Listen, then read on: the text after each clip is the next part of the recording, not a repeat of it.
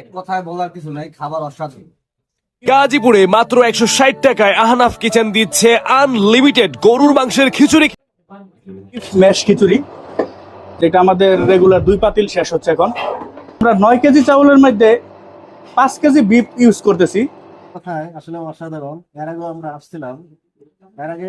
আসছিলাম যে খাবার খাইছিলাম, আর তার তুলনায় অনেক অনেক ডেভেলপ হয়েছে, ভালো হয়েছে। প্রথম পাতিলটা আমরা নামাচ্ছি স্যার 12টার মধ্যে, 12টা থেকে 4টার মধ্যে এক পাতিল খিচুড়ি আমাদের শেষ হয়ে যাচ্ছে।